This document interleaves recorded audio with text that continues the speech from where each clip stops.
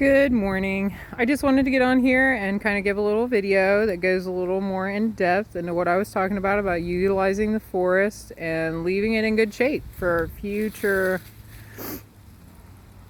logging and just future use, whether that be deer, the trails, people in it, or just to log it later in the future. Things that I notice when I look out through here, I don't see any smashed trees, half trees, parts of trees hanging, anything that's dangerous that you'd want to watch out for when you yourself are walking through the woods.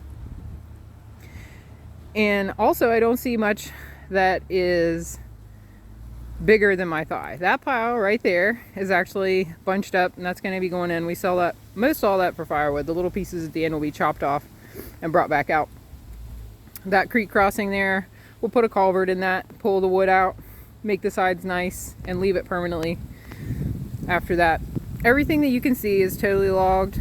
We're done. We've got a few more drags of firewood like that to be pulled out and utilized. But other than that, this is what we're going to leave. These trees, these white oak trees here, maybe 15 inches, maybe a little bit bigger. But we're going to leave those for a multitude of reasons, so that our kids one day will be able to cut these 15, 20 years from now. But also, the trees, oak trees of that size, are actually the most producing of acorns of all the sizes of trees. You may see an older tree that every once in a while has just a ton of acorns, but that's not the usual from year to year.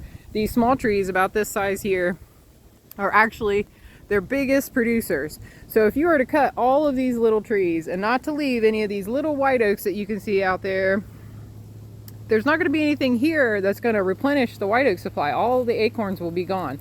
You have cut every tree that could produce acorns into the future, because the little white oaks, they're not big enough. They don't produce, like these little babies right here in front of me, they don't actually produce nuts yet. So if you cut them all down and you get this tree maybe $100 you get out of that. That's not much for the landowner. Landowner gets $50. I get $50.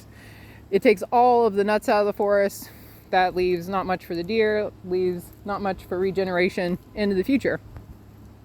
So those are things to look for when checking out loggers, or just safeguarding your own investment.